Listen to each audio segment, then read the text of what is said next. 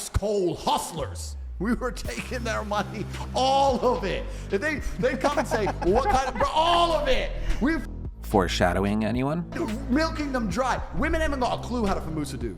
They don't have, because they rely on their looks. They don't have any of the intellect. They have no game, nothing. There's some, though. There's nothing. There's some. Nah, you get a man with game and give him a female's body, a female avatar. He will. Okay, I want to do a deep dive on this dude's childhood and upbringing. Who the hell hurt him? Who carved him into the man he is today? A guy, I had these guys selling their houses, life savings, loans, all of it to me. Give me it all. So like, and it's basic, right? You'd have a guy. Feel bad or no? No, give a solitary. Can you tell, like, I don't give a.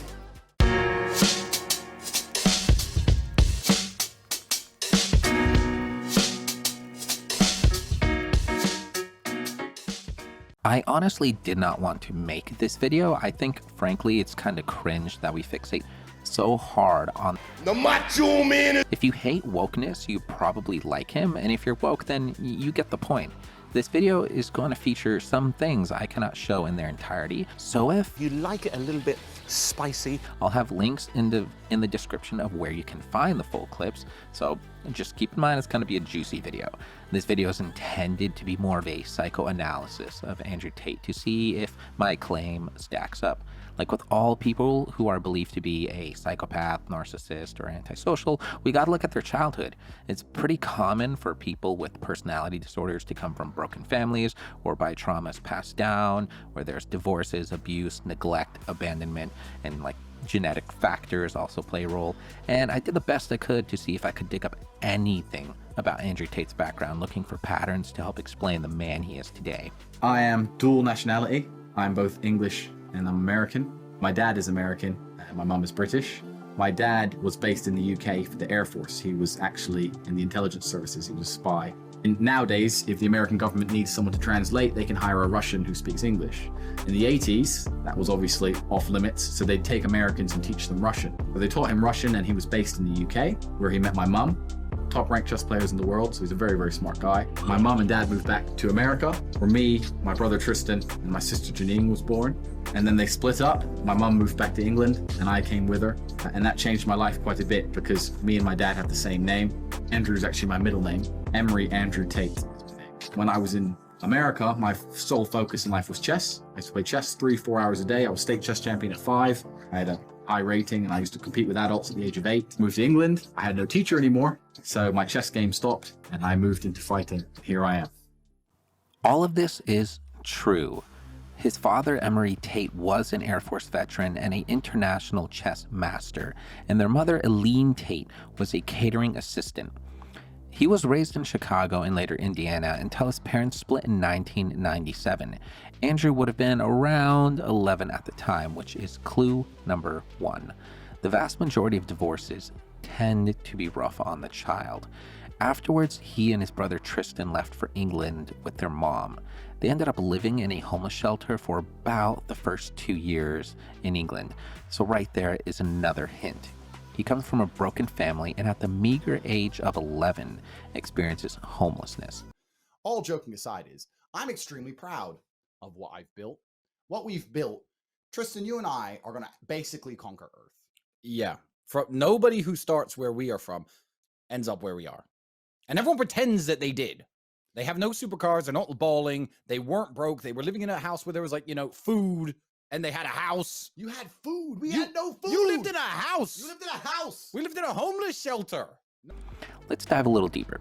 I wasn't able to find almost any info on who their mom was as a person, but here's a few clips about what kind of person their dad was. Yeah, so my mother was fantastic. She was an amazing mother. I don't like to talk about positive and negatives. My mother was very much subservient to my father, which was a good thing. They used to have arguments, etc. And I think I learned a lot of my lessons, I guess, on male-female dynamics to a degree from my childhood. Like I remember one time my father was away at a chess tournament for a month and a half. He was away for a really long time. He was at a chess tournament, playing chess all over the country. Came back after a month and a half. Within 45 minutes, him and my mom were arguing. I think she found something in his pocket. I don't know what it was. Started arguing. He just walked in the house. I started arguing. He came down to me and said, "Son, give me a hug." Gave him a hug. He goes, "All right, see you in a few weeks." I said, "Where are you going?" He goes, "When you're older, you'll understand. Your mother won't shut up." Walked out the door. I didn't see him again for 2 weeks. That's who he was. Like, I come home. Oh, you want fuck this fuck. That's how he was as a man, right? So I learned, I'm not saying that I'm that way, but this is my childhood, right? I saw it. Well, my mother was quite subservient to my father. My father was certainly disciplinarian. He was certainly the man who's in charge of the house. My mother did her job fantastically. She taught us how to read. She fed us very well. She made sure we ate good. And my dad's basic tenet was, your mother is in charge of keeping you alive. Food, go to bed on time, eat good, go to school. She's in charge of keeping you alive. But I'm in charge of teaching you how to be a man and conquer the world. So we have different roles. So she's gonna keep you alive. I'm gonna turn up. When I turn up, I'm gonna teach you some shit. I'm gonna teach you how to live. And they're different things. So they had very clear defined roles. To this day, my mother, she's still alive. I retired her completely. So the first thing I did when I got rich was retire my mother. First thing I did, because my mother was when they broke up. And the way he spoke and how hard he was and how he was a genius and hard to kill, etc. Very much like myself. But he never had any fucking money. No money. Because he wasn't interested in money. He wanted to play chess. As long as he had gas and food, that's all he cared about. He was a nomadic warrior, Spartan, old school. So the idea that we come from money, absolute and utter fallacy. It's offensive. Okay. When I was with my father, if he needed your phone number, he'd ask, what's your phone number? And you'd say it once, and that was it for the rest of his life. You tell him an address, that was it for the rest of his life. You never wrote anything down. You never had to repeat anything to him. My father, when he died, someone messaged me who was in, because my father was in the CIA. He held the CIA record for the fastest assimilation of a foreign language. My father learned Russian within 2.5 weeks from zero. Like, he would just read a book. He just read the dictionary. I didn't have what he had. Like, he was complete. He remembered every chess game he'd ever played. So you could be sitting there and he'd say, oh, I played him in 1982, and he'll just go through the whole game. Or he could beat you at chess without looking at the board. So you'd have a board in front of you and say E4. He'd be in another room, C5, knight F3, knight C6, and he'd be cooking dinner and he'd fucking smoke you. Really? Yeah, it's crazy. You played a lot as a kid. I was state chess champion age 5 in Indiana, the under 16s. I was the youngest ever been in. I was sitting there across from some 16-year-old. When you're like 5.5, that's scary, right? And I remember when I beat him, he cried. That made me happy. I was like, ha-ha! Tell one story of him, just because he was such an unusual character. Yeah, it's difficult. It's difficult to even tell stories of him. Just being around him all the time. I remember whenever I was around him, I was kind of on eggshells all the time because it was very easy to get on the. He was constantly correcting like all of the time. And people think that as like in a bad way, but I really do like to say that my father was one of the smartest people who's ever lived. And I say this, and I'm not just saying it because I'm his son. I've been around a bunch of smart people. I've been around a bunch of millionaires. I'm rich now, blah, blah, blah, blah. I'm telling you, my dad was a different level of intellect. He was just fucking strange. And it was crazy how smart he was. He had a genuine photographic memory, could memorize the fucking dictionary. The guy was nuts. And he used to say the simple things like I'd say my brother would start to learn Russian because he had some Russian girlfriend, and my dad obviously spoke Russian. And he'd say a few words in Russian, and my dad would say, why are you talking to me in Russian when you don't even speak English? And we'd be like, what do you mean we don't? What do you mean we don't speak English? And then he'd start just reciting words from the dictionary, and not just for like 5 minutes. I'm talking about for the next, all evening, from 7 p.m. till like 1 a.m. He's sitting there asking you the definitions of words that you've never heard of, ever. In your history, and you're just sitting there going, I don't know. He's like, well, why don't you get a firm grasp on the English language before you sit there and try to jackass around in Russian? You don't even know English properly. And it's just who he was. So you end up by trying to impress him a little bit when you had this girlfriend and a Russian chick, you end up getting told off and sat in front of a dictionary for weeks because you're a dumbass. And it's just kind of how he was. But yeah, he was super intelligent and he was strange to be around. But yeah, I always say I miss him tons. When he died, my father died with absolutely no money. My father's mission was so important to him, it was almost beyond money. He died with $12 in his pocket. And that was it. He used to see his dad a couple times a year at most, despite Andrew and Tristan's obsession with making him into a hero figure. He didn't feature much in raising them at all. They largely grew up in a single mother household. Their dad struggled financially and often lived in his car. Turns out you make very little money playing chess. Tate mentions seeing their dad oftentimes with no money for food, and he would literally go to a park to hustle people for money playing chess. Tate describes having to walk on eggshells around his dad, and how his father was always correcting stuff, a very high-strung person, if you will. Tate claims his dad had a photographic memory. He talks about how he deeply admires his dad and how his dad is the actual... Of how I am actually the second top G, because my father was the original top G. Here's the twist, though. So the sad story of my father, which I've never told, but I'll tell it now. My father was in the Air Force. He discharged. After they diagnosed him with narcissistic personality disorder, they offered him a full military pension, $6,000 or $7,000 a month, saying that, you have this mental disorder, we'll give it to you because you were such a fantastic member of the Air Force. My dad was actually in intelligence. So we have our first really juicy detail. Here's something Andrew Tate typed up talking about his dad. Tell me if this might have had any effect on how Andrew Tate grew up. I'll go ahead and read it to you. The brutal truth. When I was 8, I lost a winning game at a chess tournament. It was an 11-hour drive just to get there, and I blundered and lost a winning position. I told my father it was because I was tired and couldn't sleep in the car. I came in 3rd in the tournament, but should have come in 1st. Dad was furious. I remember feeling like crying as he lectured me. Who taught you to make excuses, boy? It wasn't me. Isn't your last name Tate? What does the paper say? Lost because he was tired, or lost? I didn't reply. Answer me, son. It says I lost, Dad. Excuses don't affect the outcome, so excuses can't affect your performance. I was too young to understand and upset. When we got home, I complained to Mom that Dad was yelling at me for losing. She said he was too hard on me. They had a heated argument as he explained she's a female and doesn't understand the burden of performance. If I was too tired to perform, they would have killed me. He was referencing a few months before where I watched him be attacked. My mother told me I didn't have to play chess anymore if Dad was going to upset me. Dad took me out of the house for a week. We stayed in a hotel away from my mother's influence. He kept me up playing chess till the early hours of 2 and 3 a.m. 6 a.m. school. Every night of the week, your dad's crazy, Mother would say. In fact, everyone said that. At the time, I didn't know who to believe, but I was exhausted. I cried a few times. He made me play anyway. He made me sleep very little before school. I remember on day 5 or 6 of this sitting across the board, he has set up a position, white to win in 7 moves. After a few minutes, I found the winning combination, a knight's sacrifice. Dad cheered. Damn, son, that's a master puzzle. I was excited and happy. You're more tired now than you were in that tournament, ain't you? Tired isn't an excuse, son. What's your last name? Tate, I replied. Tired or not, you know how to win. Dad sacrificed his marriage to raise me exceptionally. My mother simply didn't get it. Men raise pussy sons because they cuck to wives. My father lost his wife for me. I always used to remember this story when deep in the rounds of a championship fight. Am I gonna lose because I'm tired, or just lose? Tates know how to win. I type life stories to educate and spread Tateism for the betterment of man at the traffic lights in my Bugatti.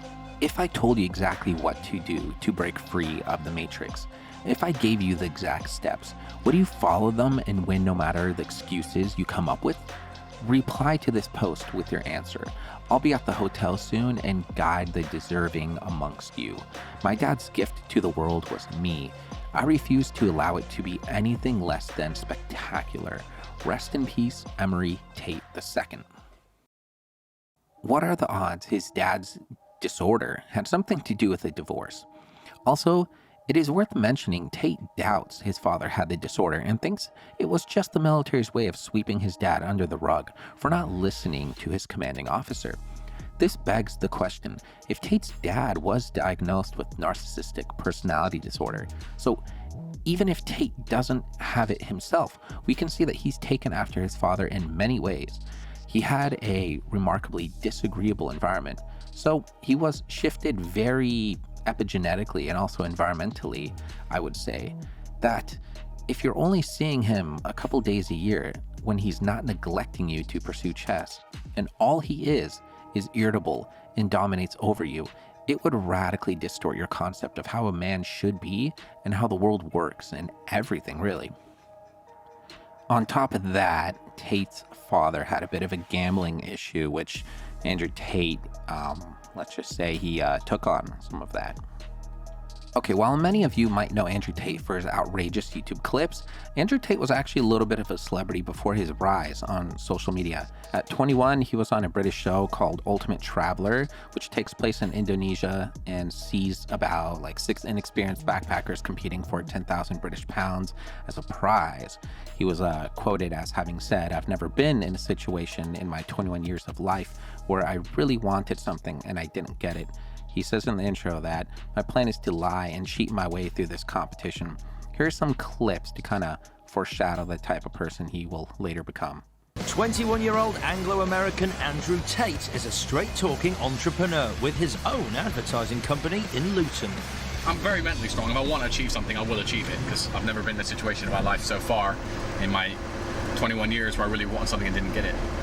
I'm not sure what my fellow travelers will be like. The worst kind of people would either be two-faced people, which is undoubtedly going to happen at some point during this trip.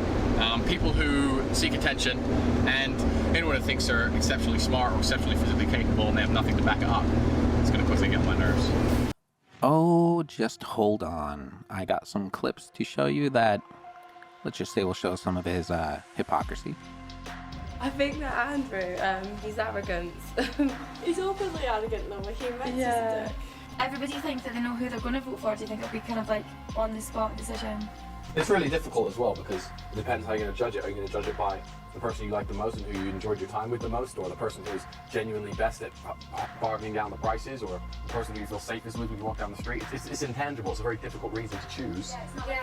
Choose who's the best traveler, you know? So it's just hard. I think for me, it's more like, Am I the only one who finds it fascinating seeing how people were before all the money and the ego and everything, when they were just a young adult, not knowing where they would end up? who's added to the experience and who's sort of, you know, really shown that they're interested in and involved in the experience and like who's engaging with it. That's what I would say. If I didn't win this week and then I really, really wanted to win, what could I do different? So I think it's hard. I think as much as it'll be difficult to like do votes and stuff like that, I'm really looking forward to getting to the next stage of what we're going to be doing. It might be like a new beginning every week as well, so it might be like a new adventure, a new kind of... I don't think I will be voted Traveller of the Week this week. I think the girls might vote for each other and the boys might vote for each other. Everyone else feels like they sort of sussed everybody out. I think some of them think they've sussed me out when I think that, you know, it takes a bit longer to really fully understand people. I'm going to vote for Chloe. The main reason I'm voting for Chloe is I don't think anyone else will. And I think that having my vote as her only vote is going to hold a huge merit. So really I'm just trying to manipulate her, put her on the side, make her a usable weapon at some point. I am playing the game. I'm not interested in the money at the end. I'm not interested in the 50% extra budget. I'm interested in winning. And the only reason I'm interested in winning is because I don't think I'll be able to. I want to manipulate a lot of people to win. But that's what I want to do. I want to win just so I can go home and say, yeah, I won. I manipulated them all. They somehow thought I was the best traveller. And Chloe, bless her, she's just come from a very fortunate background. She's just a princess and she's spoiled. Andrew, who is much happier with his group this week, decides to break the news that he was lying when he told everyone he had lost his Traveller of the Week money. I hadn't lost it. No. It's still in my bag. You're a genius, bro. I can't believe you would say that. And that he did it because he felt that last week Chloe expected him to spend it on her.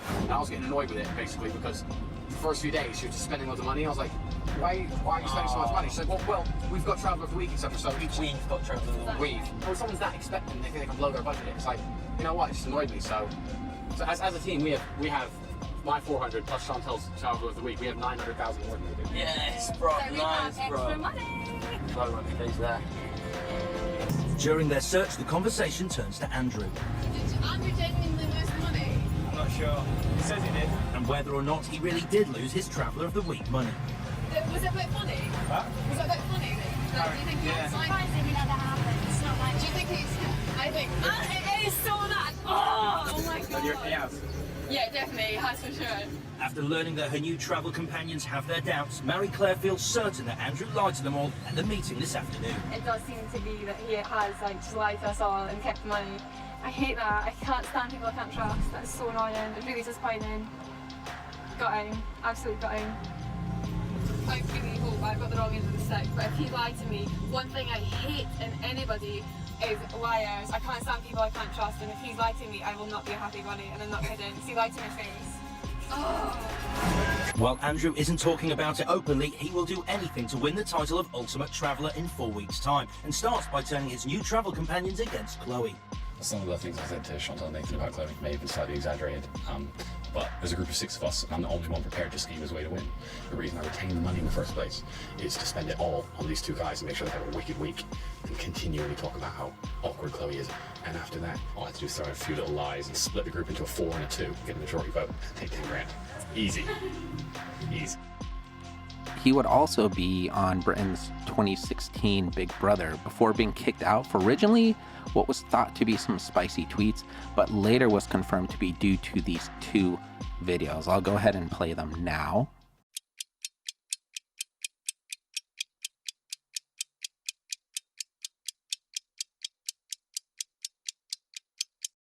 his work and he does as he wants. Listen, go tell the camera that I beat you when you don't do as I say. Go say it in English, proper English, no Slovak bull. Say it to the camera. He beats me when I don't listen. That's not what I said say, is it? I said I said tell the camera I beat you when you don't do as I say. I didn't say the word listen. Did I say the word listen? Did I say the word listen? You stupid bitch. I didn't say the word listen. Did I say listen? Did I say listen? No. Look at the camera. Did I say listen? No. Did I say listen to you? Did I say it? No. Did I say it? Look at the camera. This is what happens if you don't listen. Look at the camera. Why are you getting hit? Why are you getting beaten? You don't listen. You. Do as I say. What are you moaning about, woman? Bruises, why? Why? Beaten with what? With what? You have. A belt, because you're a jerk. Show me the bruises. 1, 2, 3. Oh, baby. Oh, poor thing. I have an idea. You know what my idea is? Do you know what my idea is?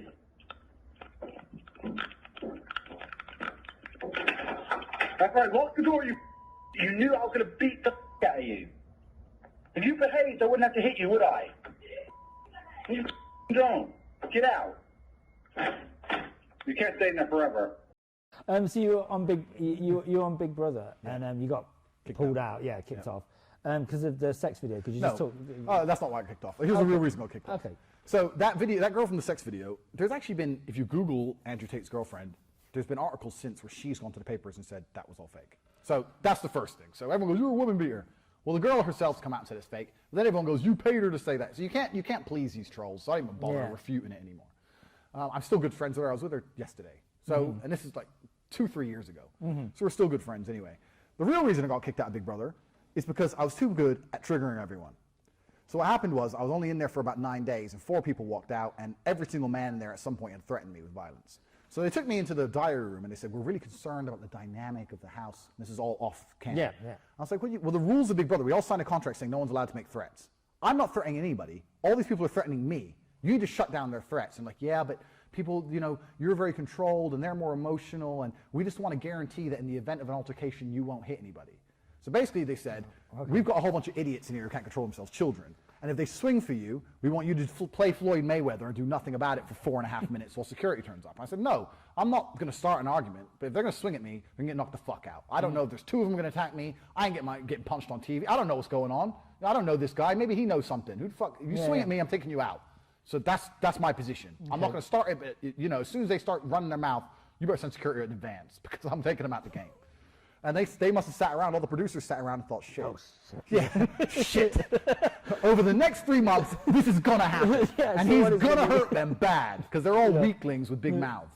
And because literally everybody was getting triggered and threatening me, like not just one, all of them, they thought. Were you enjoying that? I didn't give a shit. Yeah. It's not even enjoyment. I just don't care. Whatever. Yeah. So they sat and thought, this is a liability. We've got to get this guy out of here. So they used the sex tape as an excuse. Okay. So it was all bullshit. Yeah, because they really made out you'd beaten the woman up, the early reports. Well, it's bullshit because the girl came forward and said it wasn't true, and they had a dominatrix in the house, and at the same time, Laura and Marco had a belt and were hitting each other on the show. It's all bullshit. They didn't give a fuck about that. They just thought, this guy, man, this guy's too much for this show. He's too smart for these motherfuckers. We gotta get him out of here. To clarify, Andrew Tate claims those videos were, I guess, he claims they were like for a sex tape, that it was a foreplay, that they were acting out a scene. So, do with that information what you will, take those videos with a grain of salt, because context is everything. We can't just assume based off those videos that this is how he is all the time. We kind of need to establish a pattern of behavior here, which I intend to do. And that's it for this video. I have a second video coming out that originally these first and second were supposed to be one video, but it was turning out to be an over an hour long, so I went ahead and broke it in two. The second video is going to be more of a psychoanalysis of Andrew Tate, showing all the traits he has that align with psychopaths. So it's a pretty juicy video, lots of stuff in there that might go against YouTube's terms of service, so I have to be careful.